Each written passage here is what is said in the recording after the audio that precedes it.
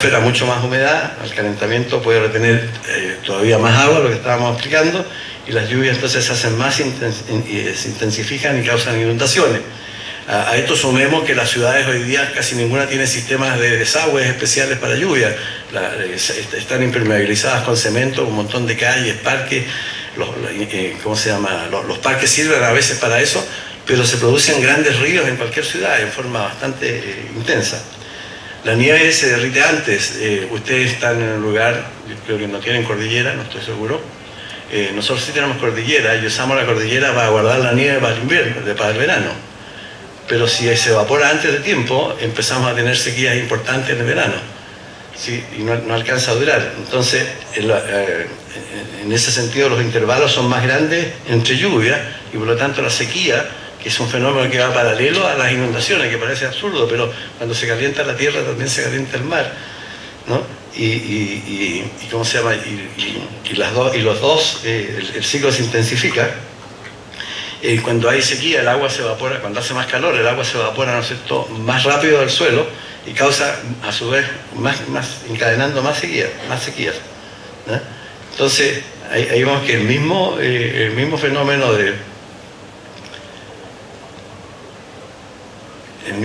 nos pasa en los dos, ¿no es cierto? Vemos que en el océano se calienta el agua y se evapora, ¿no? Acumulando mayor cantidad de humedad en la atmósfera, y se calienta la tierra y se reseca, ¿no? Es el mismo fenómeno, la diferencia está que uno actúa sobre la tierra y otro sobre el agua, ¿no? Y esto hace entonces que tengamos este tipo de cuadros que es completamente distinto al que estábamos viendo recién. Lugares donde alguna vez hubo agua, ¿no? Un embalse que parece chiste, ¿no? Vemos, ¿cómo se llama? El efecto sobre la tierra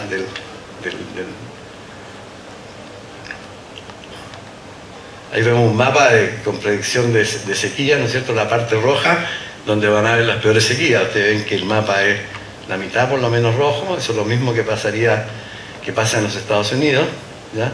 Donde la sequía extrema están en la faja central, ¿ya?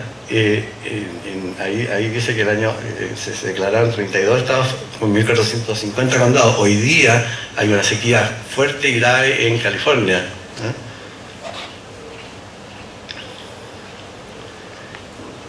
Y esto es inexplicable, hoy día es inexplicable a la luz de la sequía, ¿no?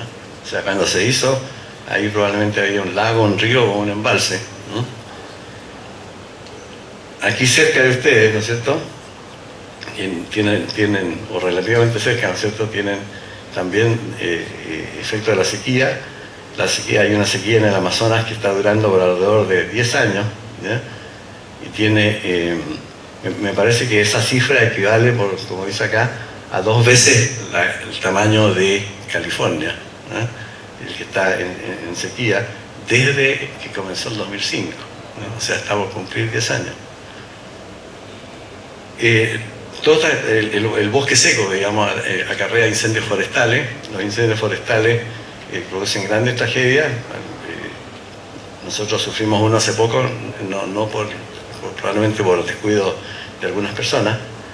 Entonces, vamos viendo que vamos sumando cosas, ¿no es cierto?, al cambio climático. Empieza a encadenar muchísimas cosas, ¿no es cierto?, de inundaciones, sequías, incendios, ¿no? Ahí hay un bombero que se compadeció del koala y le está convidando un poco de agua, ¿cierto? Eso nos pone a todos en las mismas condiciones, ¿eh? En Colorado, ya, este es importante porque fallecieron muchos bomberos, ¿no?, combatiendo esto. Y en Singapur, ahora vemos que el exceso de emanaciones provoca, ¿no es cierto?, aumento de partículas en el aire. Se dice que en este momento, y lo publican en los diarios a menudo, en China hay un problema grave de contaminación ambiental, ¿ya? Eso está marcando los edificios porque lo que se veía de día claro en febrero no se veía. A nosotros en Santiago de Chile nos pasa algo parecido algunos días, que uno mira hacia la cordillera y no ve los cerros hasta mediodía por ahí. A mediodía aparecen los cerros porque el color del humo de muchos automóviles es cafecito, el mismo color que tienen los cerros, ¿no? Aquí vemos lo mismo en Beijing. O sea, de nuevo, estos son problemas mundiales, ¿ya? Vamos a ver lo que pasa en el Ártico, ¿no es cierto? Y tenemos ahí los años de temperatura medida. Ustedes se fijan, las últimas escapan completamente de los promedios hacia arriba. 2000 años de temperatura.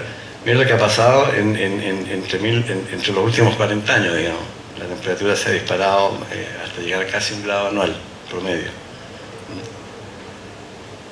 Y ahí tiene la extensión del hielo que flota en el mar, ¿no es cierto?, como ha ido disminuyendo de forma permanente. Se presume que de aquí hasta el 2020 no habrá más hielo, en invierno van a desaparecer los hielos completamente. Había una posibilidad, según se auguraba, que este año ya fuera el primer año de eso. O sea, hay un adelanto en el calentamiento. Vemos lo que pasa con los glaciares. Este es un glaciar en Perú, ¿no es cierto?, que no necesita mayor explicación. Este es el glaciar de Muir, el año 1880 en Alaska. Este es el mismo ahora. Ya no es glaciar.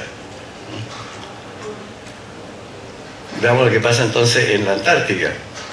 La Antártica es un continente helado, no es hielo flotando sobre el mar. ¿Ya? En este continente helado, ¿no es cierto?, la velocidad de fusión de los hielos es enormemente alta, ¿ya? Y también está quedando, prácticamente va a quedar desprovista de hielos con el tiempo. Si ustedes se fijan, ahí se ve la penetración del agua caliente debajo de las masas de hielo, ¿no es cierto?, y cómo se va desprendiendo el hielo, que va flotando, que además de constituir un peligro para la navegación, sube, se derrite y aumenta el nivel de las aguas. ¿Ya? Entonces,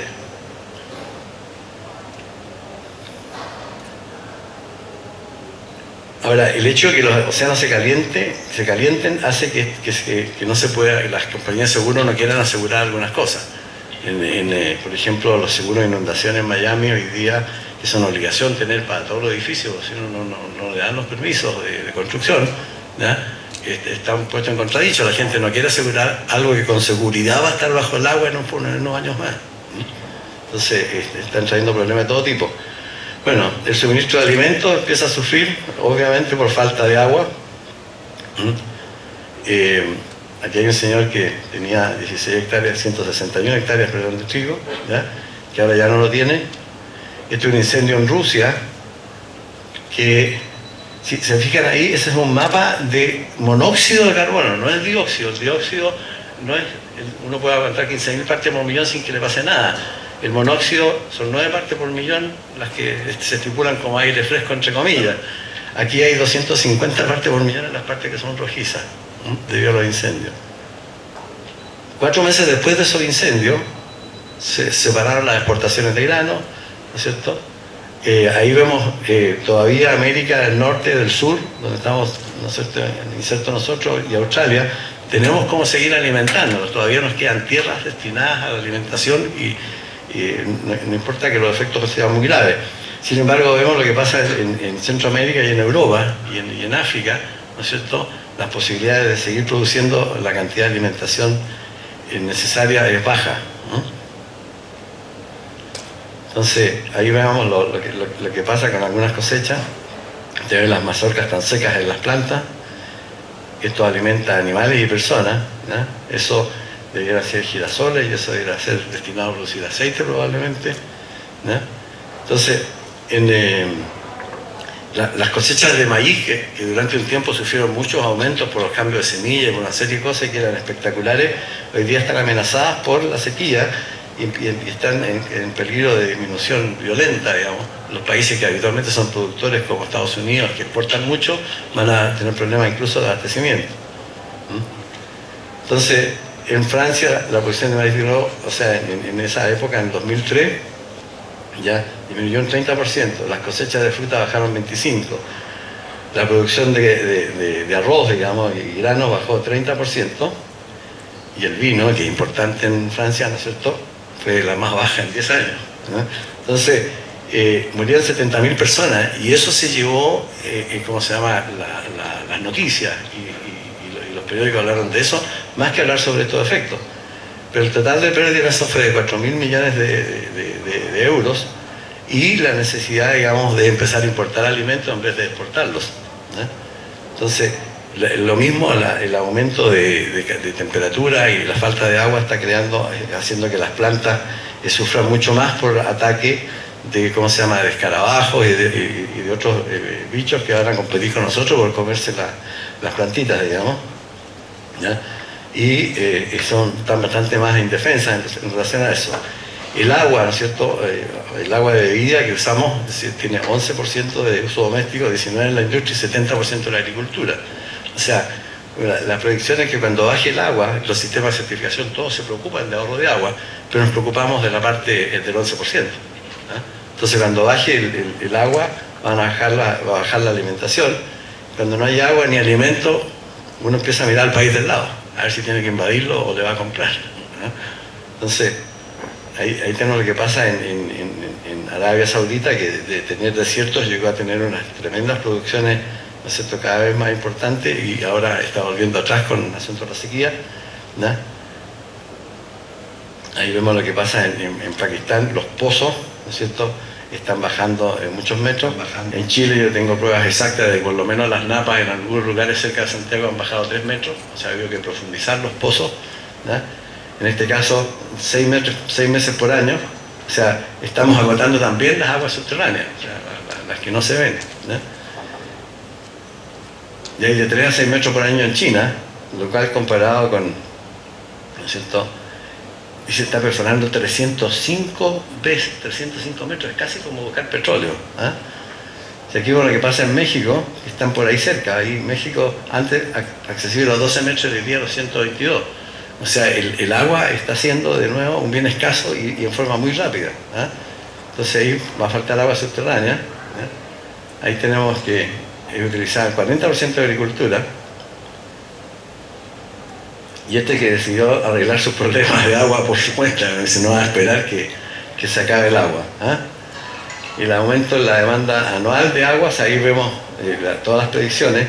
De nuevo estamos todavía en el lado bueno de las cosas, o sea, y vemos que lo que está previsto, ¿no es cierto?, esa es la oferta existente del agua hoy día, ese es lo que se prevé, el aumento en la demanda hasta el 2030, y eso es lo que tenemos por oferta, digamos, porque van a haber nuevas fuentes que se van a poner en servicio y por aumento de eficiencia, o sea, vamos a gastar menos agua de alguna manera.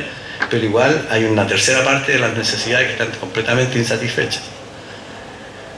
La salud mundial, ¿no es cierto?, se ve amenazada, todas estas perturbaciones climáticas acarrean mayor cantidad de insectos, ¿no es cierto?, y tenemos enfermedades infecciosas. Ahí la voy a pasar rápidamente, estamos acercándonos a la hora todavía, quedan pocos minutos, ¿ya? Y tenemos aquí, por ejemplo, la fiebre del Valle del Rift, la fiebre del Nilo, la enfermedad de Chagas, un hongo que no conozco, y el dengue, que es bastante famoso en todos lugares, ¿ya? Y que está bastante expandido. Yo no sé cómo andan aquí, en Chile tenemos dengue en la isla de Pascua, y es un lío, porque por protegerse el dengue se ponen rejillas en las ventanas, digamos, para que no entren los mosquitos. Y cuando hay rejillas en las ventanas tampoco entra aire, por lo tanto no empiezo a usar más aire acondicionado, ¿no? Es una complicación. Las alergias, ¿no es cierto?, van a pasar, va a haber que cuidarse más de las alergias, van a subir casi 3 veces las intensidades.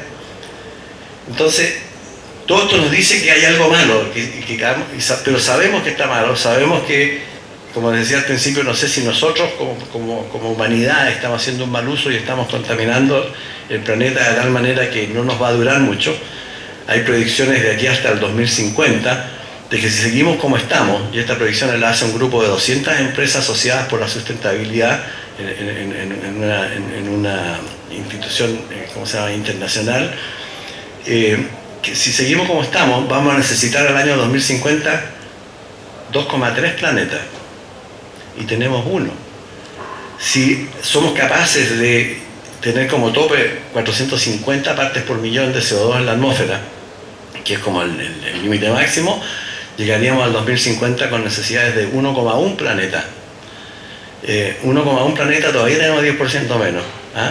Pero se podrá suplir, ¿no es cierto?, con ahorros, se podrá suplir con nuevos inventos, con nuevos descubrimientos. Hay más esperanza, con 2,3 no tenemos ninguna. Entonces, al final da lo mismo si esto lo estamos produciendo nosotros o si se produce por fenómenos naturales. Después tenemos que buscarle un arreglo, y el único arreglo que conocemos en este momento es, ¿cómo se llama?, gastar menos energía, liberar menos CO2, hacer todos los esfuerzos necesarios. Eso es lo que pasa cuando hay derrames de petróleo. En la lámina anterior veíamos que hay guerra por el petróleo. Yo creo que eso se va a terminar porque Estados Unidos se está convirtiendo en el productor mundial de petróleo más grande que hay, ¿no? Estos son las distintas, ¿cómo se llama?, el efecto de buques como el Exxon que se llevaron, ¿ya? Tenemos accidentes de trenes que provocan grandes quemazones de petróleo. Recién, hace un par de semanas atrás, hubieron 2 accidentes graves de otros trenes en Estados Unidos, ¿ya? Esta frase está ahí, la verdad es que uno la puede interpretar como quiera, pero indica signos de locura, ¿no es cierto? ¿De qué sirve salvar al planeta si la humanidad sufre? O sea, ¿en qué quedamos? Esa es justificación para muchas cosas, ¿ah? Entonces, se niega que hay consenso científico en que esto está producido por el hombre o por la humanidad, ¿no es cierto?, por el exceso de consumo de combustible, ¿no? Sin embargo, vemos ahí un montón de academias nacionales de ciencias que confirman que es producido por el hombre, ¿no? De esa lista de academias, que eran como 57 me parece o algo así, ninguna rechaza esto, ¿eh? Entonces, yo lo que decía, cuando invitan a una persona a la televisión para que hable por qué sí el cambio climático, y invitan a otro para denostar el cambio climático, diciendo que no es cierto, ¿no?, pero invitan a uno a cada lado, ¿por qué no invitan a uno más 90? ¿Ah? O sea, uno que lo defienda y 90 que realmente justifique que es nuestro. O sea, no son justas estas comparaciones cuando... ¿no? Entonces ahí vemos una cantidad de sociedad científica, ¿ya? Hay una cantidad de artículos escritos, hay 9.000 científicos, de los cuales un pequeño porcentaje, el 1 al 2%, no está de acuerdo. Hay como 3.000 artículos que dicen que sí, que el hombre, que la actividad de la humanidad es la que está produciendo el cambio climático, y hay uno solo, que está escrito por 2 científicos, que dice que no, ¿ya? Y lo publican en la misma página, con la misma intensidad, con las mismas cosas, y nos tienen... Ahora, ¿qué pasa? Que hay un lobby muy grande para que las cosas sigan como están, ¿ya? Esto es lo que... Entonces, el cambio climático y el Climate Reality Corps, que está formado para